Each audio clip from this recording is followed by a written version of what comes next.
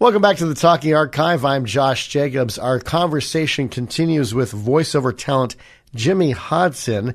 Last time we discussed how he became the voice of In-N-Out Burger, and right now I'm just craving a double-double, protein-style, animal-style with extra tomato, extra pickle, and chopped peppers. Now, Jim, tell us about one format of music that you would have loved to have played on the radio. Oh, man, because I was only in the contemporary Christian music world. I would have loved to do alternative rock or classic rock. Those are always fun stations. So, yeah, I never got to do that. I did. I was mentored a little bit by Rick Dees at Kiss FM.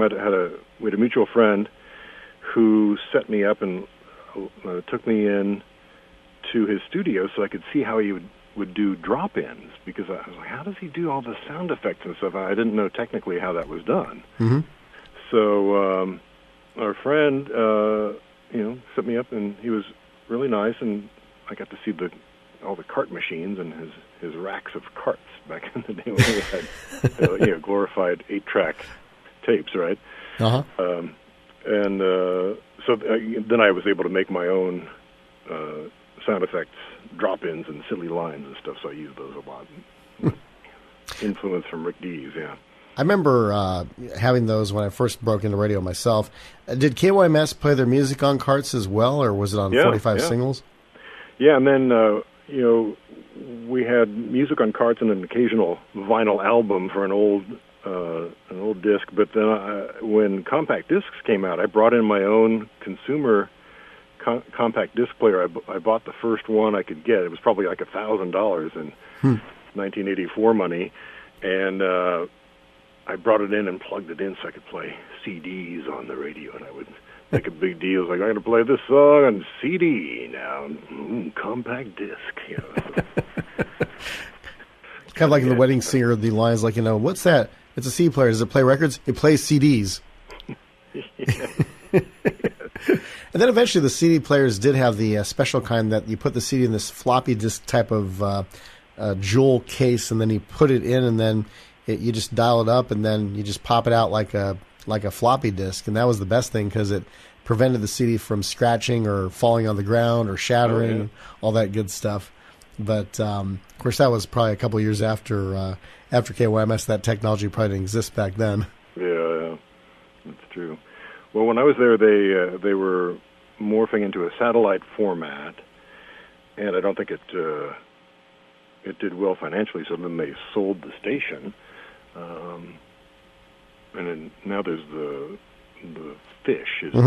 Yeah, I was overnights on the Fish for about 3 years, 2 months, from 2001 to 2004. I still work for the company behind the scenes and produced some stuff, but and then voiceover KKLA on the weekend overnights, presenting the programs there. But the Fish, my final year, I decided, the program director said, hey, why don't you do some silly voices as well? And so kind of doing a pseudo Phil Hendry thing, I'd crank open an extra microphone whenever I did the, voices. I mean, my weatherman was basically an impersonation of the old KABC Channel 7 Eyewitness News, Dr. George Fishback. That's 30 degrees Celsius, Josh. Yes, it is, Professor Bob. Just silly stuff like that. It was fun. But I was definitely kind of like the oddball at the station, because here we were playing an adult contemporary, and I'm playing this goofy, morning style show in an overnight. But they allowed me to do that, so it was fun while it lasted. Yes, that's true. I used to live across the street from Phil Hendry, but I never got to meet him. I always wanted to, because he was astonishingly talented. Oh, he was, yeah. Oh, man. I met him when I was working at Premier Radio Networks, and he had a bunch of cheap, old, stacky phones he would use to create the voices to make it sound genuine. So that's why sometimes you'll see video of him. You'll see him talking to a receiver. He actually was. And it's just amazing how many people are fooled so many times, even though at the end of each hour is like the part of Ted Bells of Beverly Hills was played by me. The part of Margaret was played by me. The part of David G. Hall was played by me. and just, rambling on all the voices he did. I actually got to meet David G. Hall, my niece, Anastasia, who's in a rock band now. When she went to elementary and junior high school, she was classmates with David's son. So my niece did go over to David's house a couple times, and that was really neat. So I got to meet David a couple times. Really, really friendly. Nice. Now, you also had an opportunity, like you said, to work all the way around the world. What has been your favorite place to work for or your favorite country to work in that you've gotten to go to? Oh, that's a good question. Yeah, so I mentioned I have worked on both sides of the camera, so I've been a director, cameraman, editor as well. So my friend Craig Forrest, he was a producer, and he took me around the world as a cameraman, and we went to like 44 countries, I think, to a lot of places you wouldn't go on vacation, and third world countries and things like that, but extremely interesting. And we would interview missionaries or do interviews with whoever we could piggyback onto the trip. So if we were going to a region, we would contact other clients and say, hey, we're going to be in Thailand. Do you need anything shot there, or China or whatever? And they're all really interesting, but I just love London and England and Scotland, and Italy is great too. That's pretty cool. Yeah, there are a lot of great places. And what's been some of your favorite cuisine that you've had in those different places? I have had crocodile meat in Botswana. That was fun. And I remember a lavish meal in India where the table was teeming with cockroaches. That was a fun one, too. Sometimes you just have to plow through it and be thankful you have something to eat. Yeah. But, as far as tasty food, Italy and France are pretty darn good, yeah. Oh, yeah, and in Italy, they don't have pizza. They have a different type of Italian pie, don't they? Yes, well, it's usually like a margarita pizza, so it's different but similar. They did invent it, so you have to go with their flavor. Yeah, it's pretty cool. Oh, yeah, definitely. I have a friend who, actually Steve Russo, you might know him. He hosts a show called You Talk Radio, and he went to Italy probably about a year or two ago because he's Italian and got to visit some of his ancestors' land and had some really good food. I remember him telling me about that, so I'm obviously you concur with that. And you mentioned it earlier, but for those who want to get into voiceover, you mentioned just, put your name out and put on different social media aspects. What social media sites would you recommend to get the word out, or is it just anything's good enough to do that? There are voiceover casting websites. So there's Voices123 and Voices.com. So you can, once you have a demo, you can place them on there. And there are others, too. I can't think of any offhand. But, yeah, so to start in voiceover, you want to take some classes, get proficient, have people direct you and give you pointers, because you don't want to make a demo until you're ready, because it's your calling card. So if you're not quite up to speed, it can be embarrassing and people have a long memory. But you want to put your best foot forward and be really ready to go. And so once you have your demo, then you can put it on the websites and then try to get an agent, because usually the bigger union jobs and national jobs come through an agent. And usually in L.A., although my San Francisco agent is quite good, too. But so you want to take some classes. I recommend Kalmanson and Kalmanson in L.A. and Nancy Wolfson at Brain Tracks Audio. She does them all over the country as well. And, she'll also help you with doing your demo, as does ChuckDuran.com. He does demos. He lives in Florida now, but everything is remote anyway. So. Oh yeah. But yeah, you want to get that good demo and go from there, because like I said, the barriers to entry are so minimal now that you had to have an agent, and that was the only way to get jobs. Mm-hmm. But and you can put up your own website and all that kind of stuff. And then people make money off of TikTok, YouTube, Instagram, depending on what they do. I think about there's one YouTuber I love to watch all the time, Adam the Woo, who's the host of the Daily Woo, and he's gone around the country to different amusement parks, In fact, a couple days ago, he was actually the old Holy Land Experience in Orlando, which TBN used to own, and he was now showing being demolished. Yeah, he's showing it being demolished. And then his dad, I forget if his dad was in that video or his dad was mentioned in that video. He says, "I wish my dad was here because my dad's a preacher, and he could have guided us through this a little bit more than I am right now." But and then they also went to the old Heritage USA, what's remaining of it, including this high-rise building that never got completed and is still standing there to this very day. It's like the tower in North Korea, right? Yeah, exactly. I do want to say, though, about voiceover, it is something of a dying industry because of the advent of AI voices, and the current trend is text on screen rather than voiceover because people are watching commercials and movie trailers on their phones with no audio. So it's there's not as much work anymore, and the especially for audiobooks and things like that where there's a large volume of text, I've heard the latest AI audiobooks and they sound fantastic. So and then last week I heard one of the big publishers said, we're not doing any more live humans for audiobooks. We can do text-to-speech for free rather than paying people thousands of dollars. So that's very quickly disappearing. But then there's always the need for a real person. Mm-hmm. And if you've seen computer animation done by techie guys, it's not good acting. Mm-mm. And you can tell. So there's still a need for real people. And the difference between the person who books a job and comes in second place is splitting hairs sometimes. Sometimes it's dramatic. But, we still need the real emotion to convey a point or sell a product. So I don't know how long that will take, but I'm sure it will be not too long before we don't need people at all. Well, I remember a couple weeks ago, Justine Bateman was on KTLA 5 Morning News talking about the strike, the writer's strike. And one of the stipulations or one of the sticking points right now is AI technology replacing writers, and how the writers don't want AI technology. So that's going to be very interesting in the next couple weeks, hopefully not couple months, to see what's going to happen. Yeah, for the most part, the AI stuff they're powerful tools to help us do things more quickly and easily. Because I do video editing as well, and I use all these tools for enhancing video and extracting voices from musical backgrounds and all that kind of stuff. It's amazing, and they're just they help me be more creative. But I don't imagine AI being able to do a job from start to finish in any industry without human interaction. I just see them as tools, like the internet is.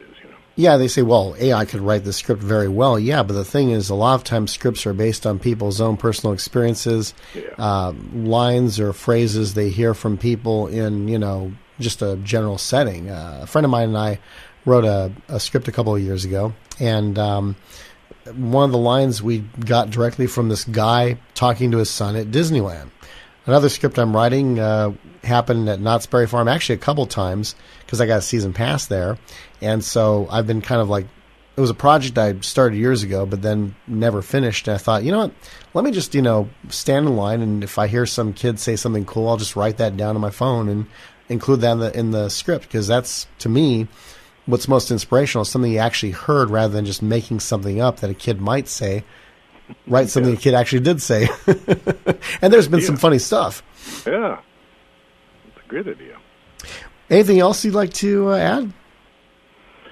No, I've gotten, I've had a fun career, and, I got to do things I never dreamt I could ever do because I was so shy in high school. So I never dreamt I would be in front of the camera or microphone. I thought, maybe I could just be a cameraman, which I did as well, and that was very fun. So I had sort of a shotgun approach where I got to do everything and every facet of the industry that I wanted to do and enjoyed that, but slowed down my progress, versus having a rifle shot approach to your career.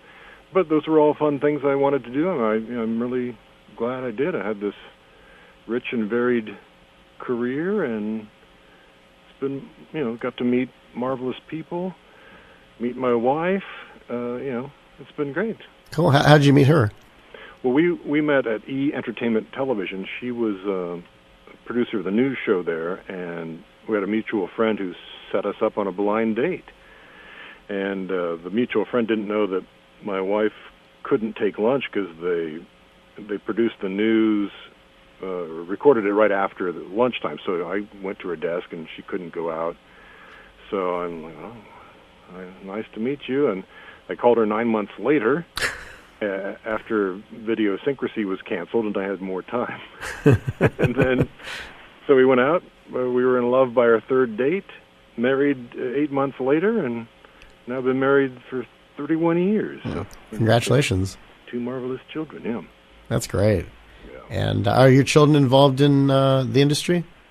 Our daughter is an attorney now, so she's doing some entertainment law. So she just moved to New York. She got married and is practicing.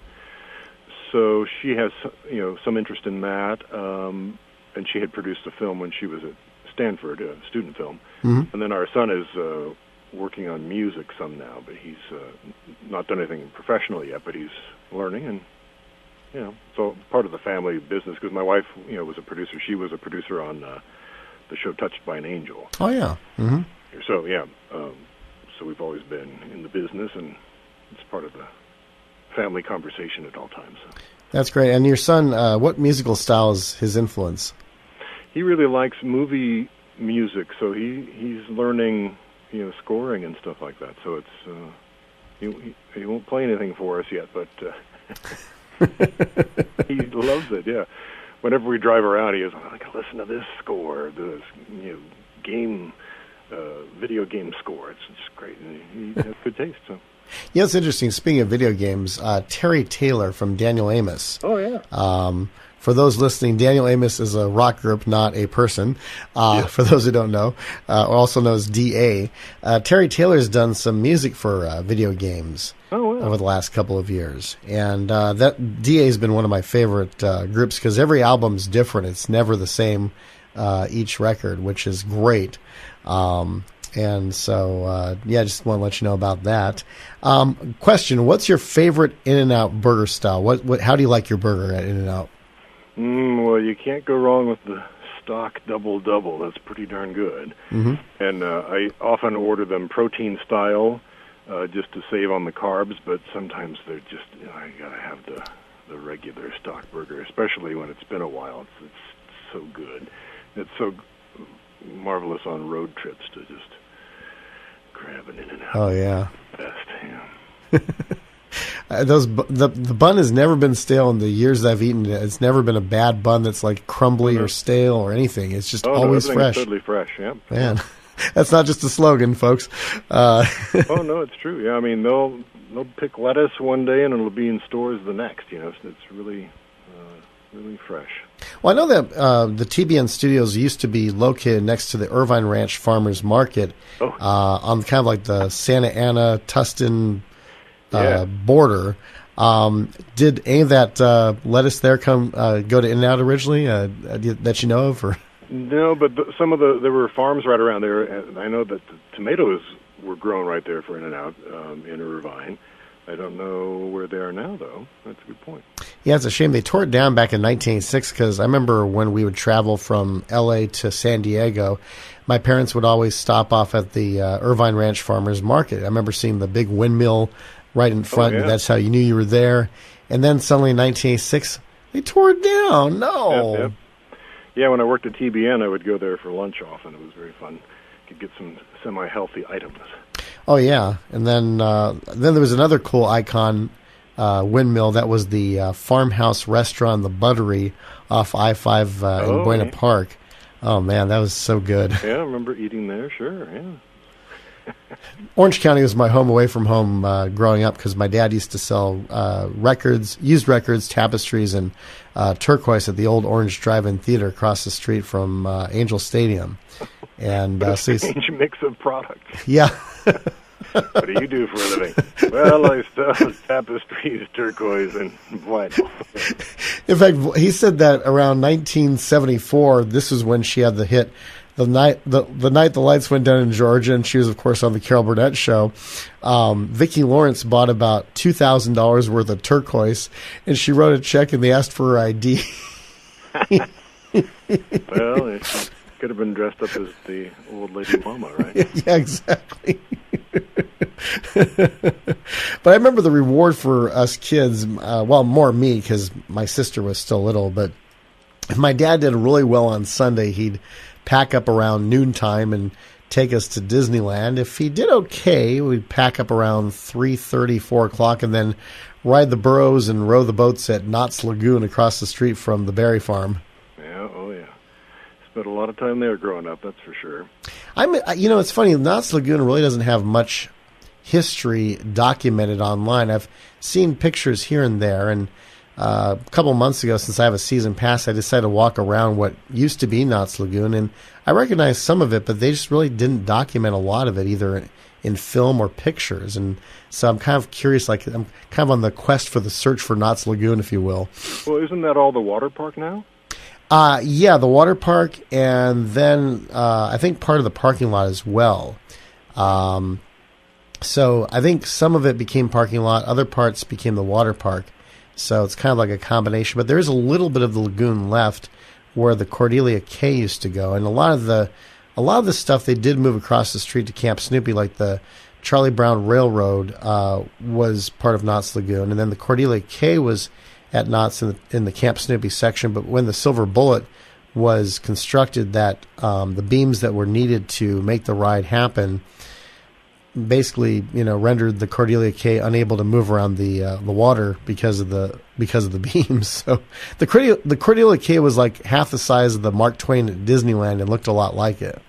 Wow, forgot about that. Yes, but the rowboats and the paddle boats, they didn't carry over to the other side.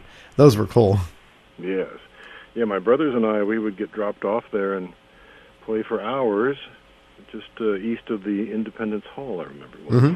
Yeah. That's right, yeah. And then you had Mrs. Knott's Chicken Dinner Restaurant, and they even had a steakhouse there, which is long gone, but the building's still there. Wow. Yeah, that's interesting. Yeah. Vintage Orange County. Yeah. Yeah, exactly. And, of course, I love the corkscrew and the sky jump parachutes. Those were the best. Yes, my brother got stuck on the sky jump at the top for an hour once. Oh, no. He was terrified to begin with. They exceeded the weight limit, and they had a big target painted down at the bottom, so when you're up there, it was pretty scary to begin with. But they started bringing out big pads down at the bottom, and then finally a guy came up and said, "How much do you guys weigh?" And they were like 200 pounds over the limit, and I said, "Well, you should have noticed that before we got on." Oh, man. At least it wasn't 8 hours like that one ride that was like the carnival swings that went, I think, 80 feet up in the air at least, that they had, where the riders were stuck up there for about 8 hours. Oh, man. And they had to get a fire truck to get them all the way up there and down, and the ride never reopened again. They dismantled it and sold it to some other amusement park. Yeah, probably a lawsuit or two then. Yeah, definitely. Well, Jim, it was great talking with you, and thanks for coming on. Oh, thanks for having me. Great fun. Appreciate it. This is the Talking Archive. Our guest has been voiceover talent Jimmy Hodson. Until next time, this is Josh Jacobs. Keep your mind on the things above, and as you hit that open road, don't be a slow-down spectator.